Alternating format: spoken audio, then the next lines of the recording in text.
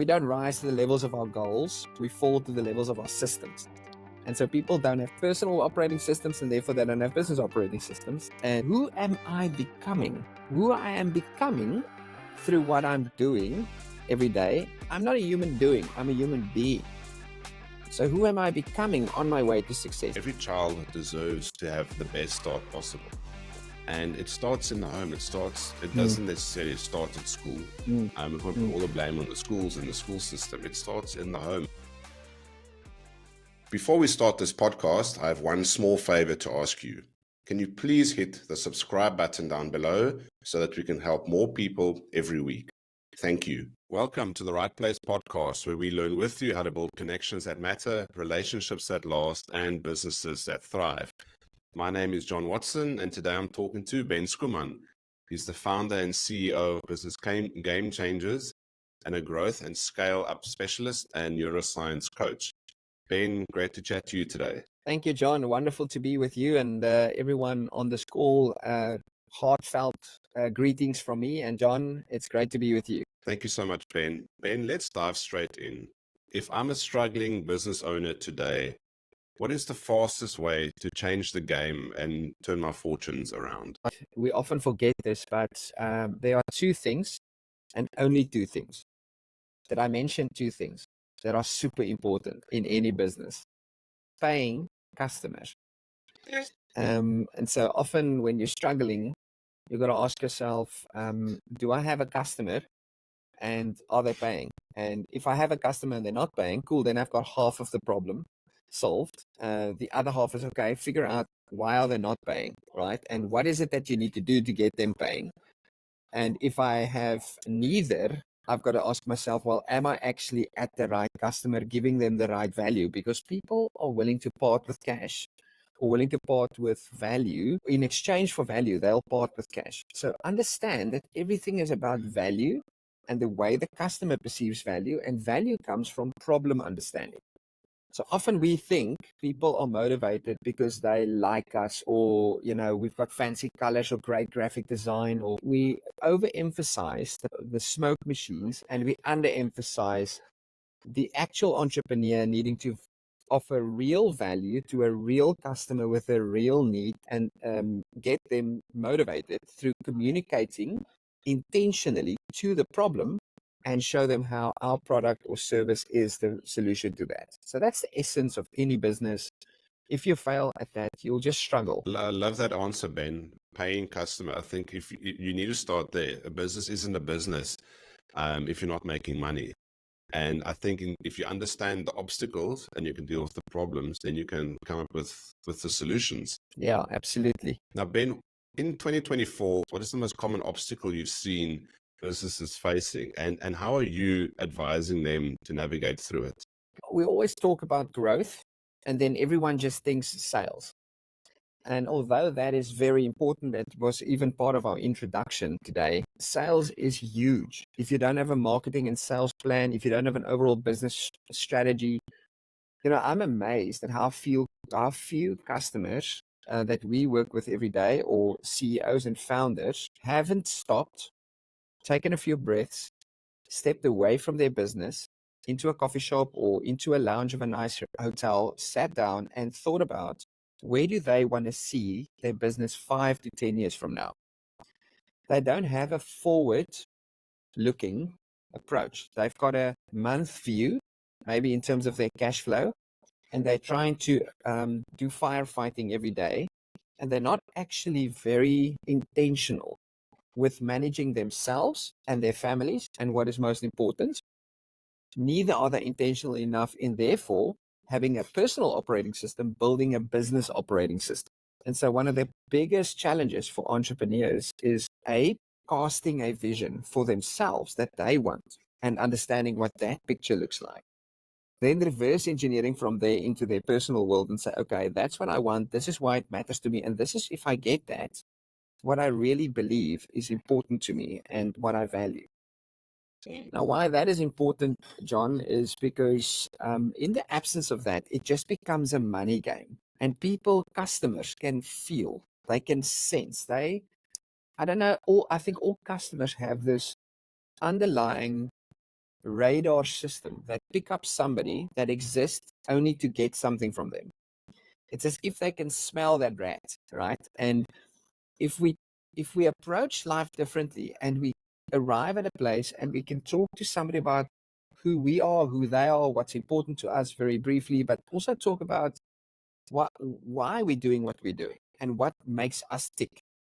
It's as if people just like us and we have more favor as a result of that. And from there, I think we can build relationship. I'm talking more to the B2B market now than necessarily to the B2C businesses, but in the B2B market, if you can't build connection and build relationship, you're stuck. And if you don't have a high resonance with the person on the other side, you're also going to get stuck. And really, that's what we call strategy or business growth clarity in terms of why do you want to grow this business? There's a massive motivation factor in the hearts of entrepreneurs. And if you don't have a clear motivation, your entire business strategy is founded on the founder's DNA, the founder's core essence of why he does what he does. And often as founders, we neglect ourselves, we go into burnout, we then battle massively with needing to get ourselves to try again. And then if we see the bank balance drop, in a way, we think that's our barometer of whether we're flying or not and whether we're coping with what we're needing to do. And I really, really believe that if we can create a solid operating system for ourselves, and then from that space, build the same operating system for the business, that can work. And really, that's the challenge for many people that we work with every day. That's why they battle. They either battle with their own lives that are falling apart as a result of the business they're trying to build at the cost often of what's most important to them, or they're trying to grow this business and they've reached a degree of success, but now the staff that works with them that now needs to take this to the next level, they often are not ready to follow through. And the fancy business word for that is execution strategy. So executing on your strategy. It's one thing knowing where I want to go and therefore where the business needs to go. It's a different thing than knowing how to enable my staff to be really solidly focused on what they should be focused on, and it shouldn't be what I'm focused on as the founder. And often that delegation and elevation is a huge constraint to truly building a successful organization. So yeah, we don't rise to the levels of our goals, we fall to the levels of our systems. And so people don't have personal operating systems, and therefore they don't have business operating systems. And most entrepreneurs, like you will know, John, they're creative. They want to go to market. They want to spark new ideas. They're innovative. They want to drive things. They're excited. But then what happens is they now get stuck in the mundane, more of the same thing over and over. And this becomes routine and boring to many of them. And I find that that's normally an indication that you need to mature your business and the way that you see yourself in your own operations, and potentially even think about changing the roles that you initially planned into playing new roles. And for most people, that's a huge challenge today, because I'm used to this. I've always done it this way. How can you tell me to change? And really, that's, I believe, another reason why people battle is they don't know what they don't know, and they don't know what to shift, what to keep, and what to leave. And then they get stuck. And then they're no longer clear, they're stuck, and they can't get going, and then the whole thing implodes. No, that's very true, Ben. I mean, if you're stuck in survival mode, you're not going to give good customer service. There's going to be no product development. There's going to be no good marketing happening or anything like that. You're just going to be in a tornado and just not getting out of it. And I think you need to make some crucial decisions. And one of them that I've heard more and more people saying is you almost have to fire yourself from the business. If you're the founder, you've started it, you put your passion in, but to get to the next level, you need people better than you. You don't need people to execute what you tell them to do. You almost need someone telling you what to do, that you can get out of your own way to take your business to the next level. John, you can't be more right. Immediate thought that pops into my mind, why most people struggle to do that is because of something I'll call business idolatry. It's actually a spiritual term that means I am worshiping something that gives me identity. This thing gives me worth. This thing gives me value. This thing gives me security. This is where my source of well-being comes from.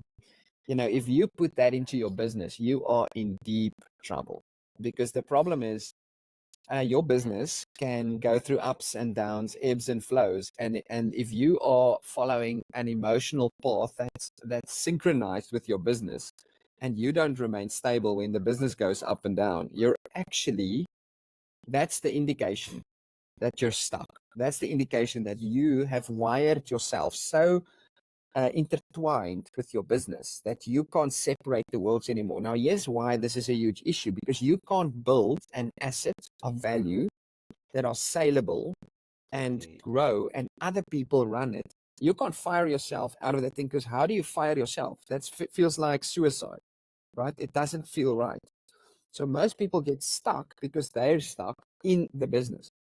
And so the only way out, unfortunately, is to start separating yourself into your identity and removing the essence of the business from you. And the best way to do that is to allow your senior management or your core support team, we call it a CSD, core support team, to actually come alongside you, around you, and really allow them, if you believe that they're the right people, they're the right fit, they have the same DNA as you believe is necessary, allow them into the space. Let them co-create with you. Let them own this with you. Because you've got to go from startup to scale up. One of the biggest shifts you've got to make is how you see success, right? If you see success initially, I'm going to drive this thing, I'm the hero of the story, I'm going to be ahead. And yes, initially, because there is no one else, it is you. That, in a way, conditions your mindset into believing that. And that also, therefore, requires huge amounts of devotion, burning the midnight oil and pushing things hard. But what you need to realize as a subconscious trade-off is you're actually coding yourself into believing that lie, that this is it. Now, one of the biggest things you've got to do is find a truth source, a source of truth that you can separate yourself out of this space and enable yourself to go to a space where your team, together with you, can sit and define the future of the organization, see success differently through succeeding with them and later through them. So with them initially, because that's the next phase, and the next phase after that is through them and everyone underneath them. And that's how you actually take the path. You start as a shareholder manager, owner manager, then you go through the next phase where you're actually now the CEO with a team of people that needs to do things. And the next phase is you're actually just chairman of the board with a board, and the senior management team runs with the CEO, and it's segregated. Now that process is massively value creation, right? That's how you build an asset of value. You've got to get yourself out of the job, work yourself out of it, multiply the vision of the business into the hearts of people. And that's a people change thing. Most entrepreneurs start businesses because they're fantastic in some technical thing. They're a great doctor, they're a great engineer, they're a great plumber or some technical field, and now they've done it enough for someone else, so they try it on their own. But they don't know how to manage, and then they don't know how to govern, and then they don't know how to lead. And these are things that are super unique skill sets that you have to acquire. And yeah, that's why they get stuck. That's why they don't let go, because their identities are so intertwined that they can't segregate the two worlds.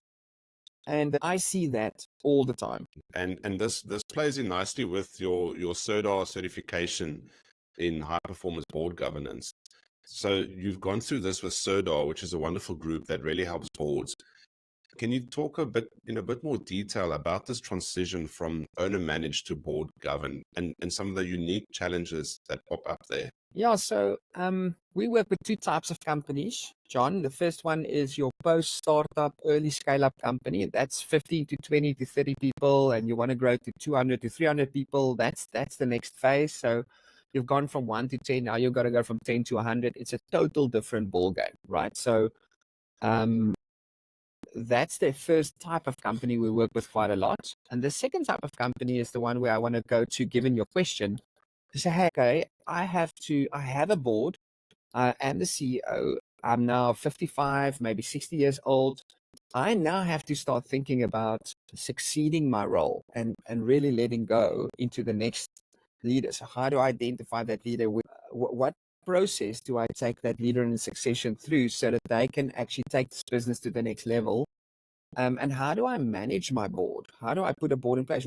When is the right time to put a board in place? If I'm younger, because sometimes It's a decision you have to figure out. And that's where I find mentoring and advisory boards and supporting coaches are so valuable, because they give you frameworks to think through.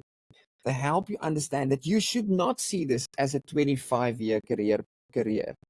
That's a job or employee mindset. An entrepreneur mindset says, no, I'm going to do this maximum 5 to 7 years, then I'm going to succeed. So I started with the end in mind. I don't start with trying to hold on and survive, because that mindset actually forms this system inside of you that's almost fearful to lose, because if I lose this thing, then I lose something. The other way is to have faith and say, hey, no, listen, I'm going to have a fantastic process. I'm going to put a board in place at the right time, and then from the board is going to actually guide me and help me to see this. But I'm mandating the board through a board charter, through a board process, to actually come alongside me to help me transition this role, so that I know if I'm going to do it myself, I'm going to face all sorts of things. But if the board is there with me and the board covers this process, that's actually a fantastic way to succeed in my role as CEO, as founder, which we do often and help with, etc. And you've also done quite a bit of work in the neuroscience space. And I think this also joins to our discussion so far. Tell me a bit about that, incorporating that neuroscience work when you're working with CEOs and teams, especially in managing burnouts or performance issues. So the brain has 3 layers. There's the foundational brain, there's the limbic system, and then there's the prefrontal cortex, the thriving brain. So let's say the stay alive, survive, and thrive brain, right? There are 3 levels. For those who are not able to maybe see the screen, you actually have the base at the bottom. That's level 1. Level 2 is the second layer that builds on top of level 1. That's a survival. And then thriving is level 3. So that's basically on top of 1 and 2. So you can't have 3 if you don't have 1 and 2, and you'll never have 2 and 3 if you don't have 1. So the brain allocates energy in that order. So what is part of the foundational brain? Well, there are 4 drivers.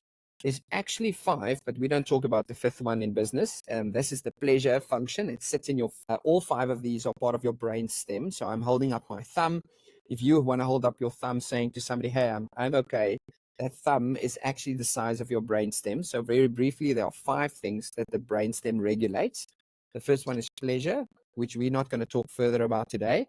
The other 4 is sleep-wake cycles, nutrition, exercise and movement, and silencing of the mind. Okay, so let's just imagine a world. John, I'm going to give you a question now, then you tell me how many days do you think someone will be able to stay alive and not die from stress and overwhelm if they lie flat on a bed, straight-jacketed, and they don't have any movement? They are woken up all the time. They're never allowed to sleep more than a half an hour. And even if they sleep, it's noisy, lots of heavy metal music. They're thrown with water. They turned around. I mean, this thing is actually like super volatile, and they shaken from time to time. So in other words, there's no silence. There's very bad nutrition. They fed terrible McDonald's that's old. You know, it's not actually great nutrition. And they don't have a regular sleep-wake cycle of 7 to 9 hours every day, and they don't have any silence. How many days, John, take a guess, will you be able to physically stay alive before your body die in that space? Sure. Take a guess. I don't even think you'll make it a week. Okay, it's actually 14 days. We are more resilient than we think. But just imagine the average CEO of a scale-up or a startup. What do? They work 16, 18 hours a day, sitting still on a chair, then staring at a screen or doing some form of business. They eat bad food delivered fast to them when they're hungry. They don't do any exercise or stay in a regular fitness system. And they rarely stop, reflect, evaluate what's going on inside of them and in their team around them, and then they call that a startup. It's bootstrapping. It's romanticized. The reality is that's actually about 14 days, let's call it 14 months of doing that when you burn out entirely, because your brain will shut down in sections. Now, the first thing the brain shuts down, John, is the prefrontal cortex, which is your executive function, your abstraction, and your learning functions, by the way. So that's the three drivers of your thriving brain. Learning. So am I reading? Am I reflecting? Am I having conversations with advisors, mentors, people that's in my life? Am I learning from others' mistakes? And do I have somebody that thinks with me and continuously develop myself? Do I have abstraction? That's the question that says, hey, if I break it all in like Lego, playing with my children, building a Lego into its whole, what's the sum of all the parts? How do I actually construct the whole? And how can I actually construct this in different ways, more simpler or reduce complexities? Those are the thriving brain's functions. And the last one is executive function. Executive function says, what if we approach it from point A, then we've got a specific approach. What if we go from point B? It's a different approach. What if it's not why not point C? So you play scenarios, Clem Santer, figuring things out from an objective perspective, standing aloof from it and saying, where am I now? Where do I want to be? And how do I go from here to there? Now, that's the stuff that gets shut down when I live the way like a poorly informed neuroscience fool who lives that way, right? You think that that's a startup. No, that's not sustainable. You're not going to learn. You're not going to be objective. You're going to break often your very essence of your offering in your business that could have been amazing, but you're not going to actually succeed that way because it's not sustainable. And then you create a culture around you where other people are now, in a way, because of your CEO founder role, you modeling something that inadvertently becomes the expectation that you somehow expect of everyone else. And if they don't operate like this, then they're not committed.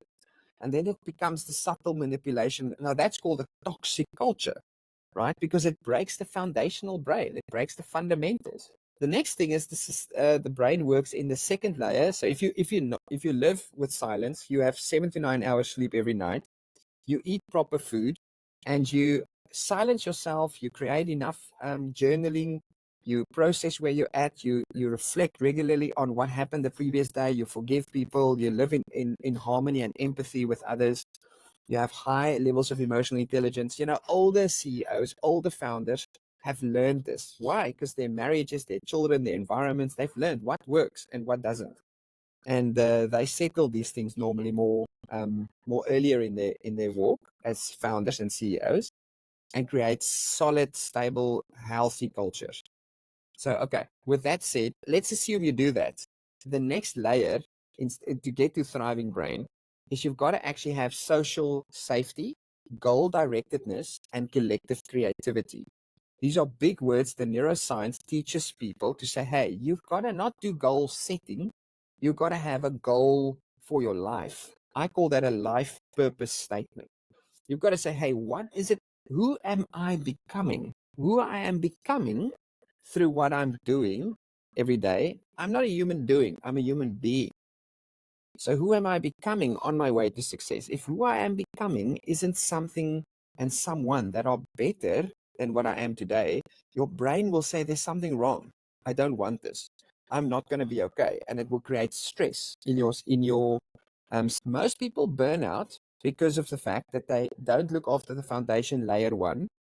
Then the brain starts scavenging energy from the top and actually make you more difficult to engage with, so that the brain says, hey, that's how you behave at work, but you're actually supposed to become way more calm, at rest, in faith, excited, positive. There's this thing called ants, automatic negative thought systems.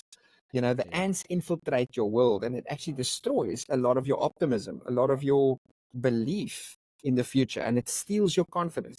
Those are all indications of early burnout signs. And one has to then learn how to change your behavior, how to change your expectations, do your goal processing in a slightly less aggressive way, to just slow down your system and say, hey, nail it, then scale it. If I'm not nailing these things, if my team aren't healthy and living these things, I'm actually setting them up not to be responsible and sustainable at scale. And I'm setting the wrong culture now, which means at scale, it's going to be 10 times worse to keep it there. I'm saying a lot about the brain, but these are the essence of what you need to create.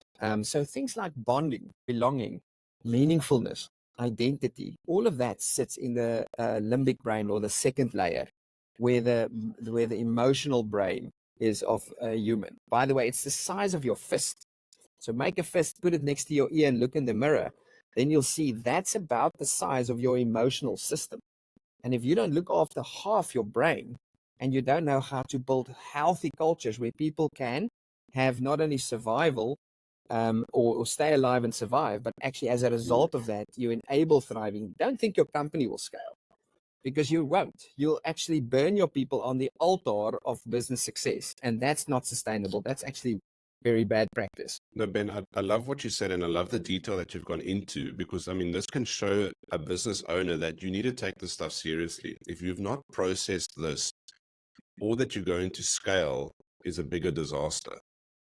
And you're not going to be prepared. It's going to fall to pieces, and then you're going to wonder why. But the warning signs have been there, and you've ignored them, or you've said, I'm immune to this. This isn't applicable to me. I've read enough books.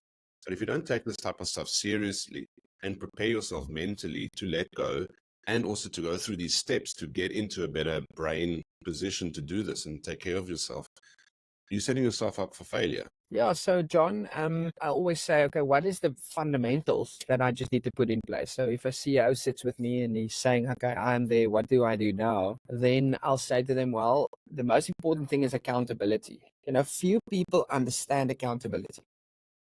The power of having a coach, a proper coach, is that they not only inform you and equip you to understand these things and give you proper language and frameworks to evaluate things against and realities against, but I always say, create a space where you commit to certain values and to certain goals that you want to achieve, and bounce that off people on a table of support.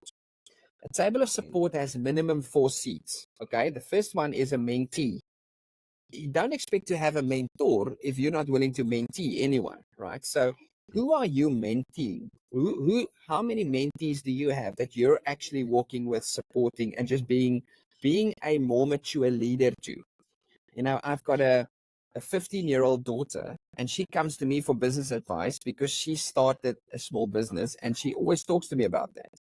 I also have several mentees that I work with that come to me, and I don't charge for that. That's just my way of giving back to society. It also builds my social safety, makes me feel like I'm meaningful. I have value, whether my business is always up or down or not. That's irrelevant. I have, as an individual, have a connection to others, and I'm pouring into them, much like a dam. I'm giving away what I'm receiving so that it can flow through me. And that's such a beautiful principle. The next 2 seats are inner circle friends. I don't advise you to make your life partner that seat. Okay, that's a separate seat.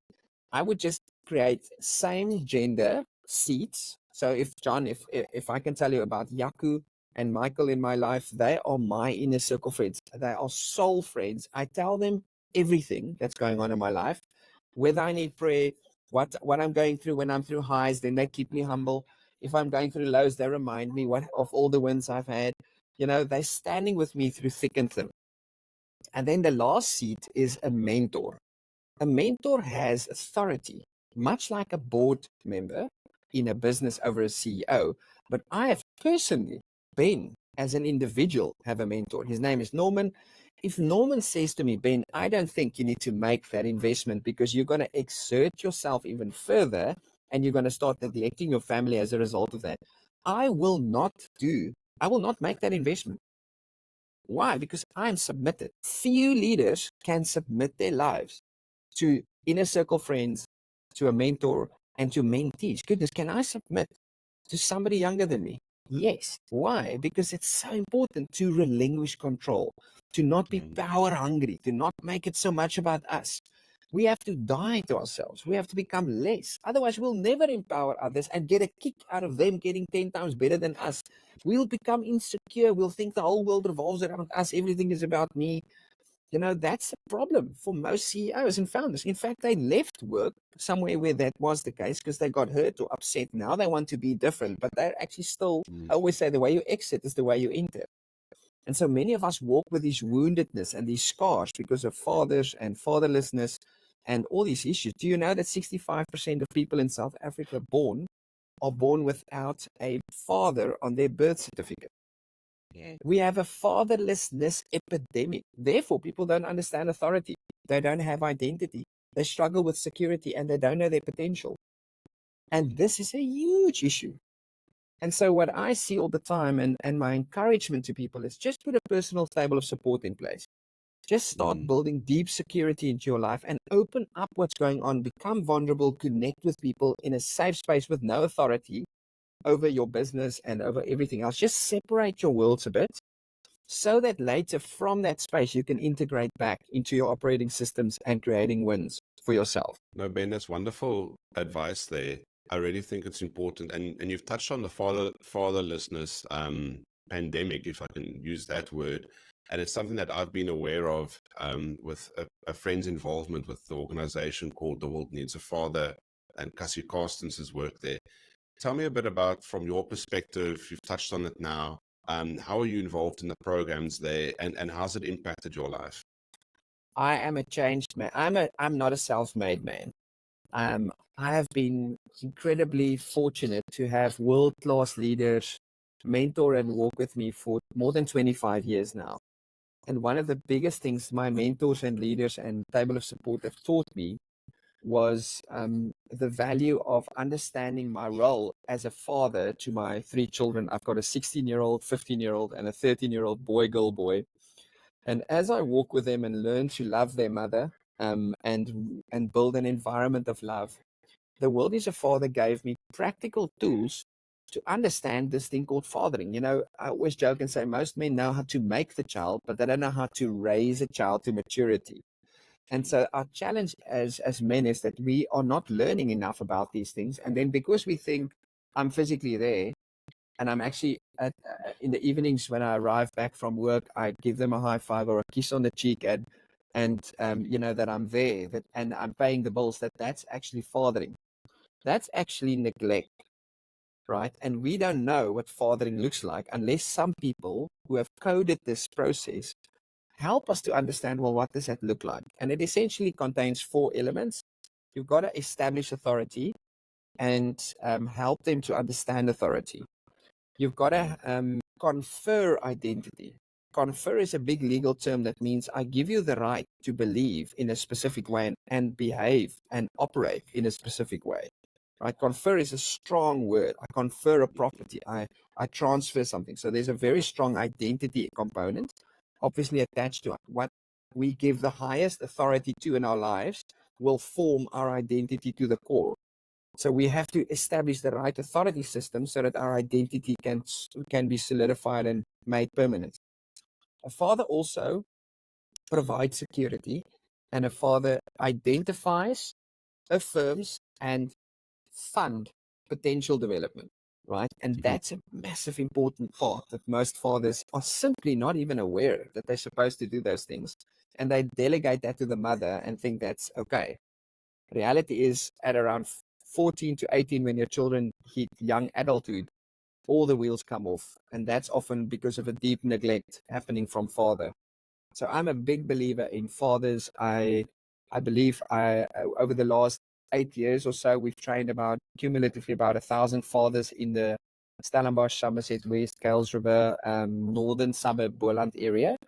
And the movement has about 4,500 people like me in 72 countries in the last 10 years. So beautiful, passionate ministry that works with men and minister to them. No, that's wonderful, Ben. I mean, it's such a problem, and so many of society's ills can be traced back to fatherlessness, where there's no leader in the home, where everything's on the mom's shoulders or everything's on another family member's shoulders, and children grow up absolutely lost. They don't understand authority. They've got limited direction in life. And we do them such a disservice because every child deserves to have the best start possible. And it starts in the home. It doesn't necessarily start at school. We can't put all the blame on the schools and the school system. It starts in the home and having a proper system, a proper family system in place. Exactly. And John, you rightfully say that, you know, society ills come from the lack of fatherless or the lack of fathers. I mean, that's proven empirically that men is the problem. Well, if men is the problem, then men is also the solution.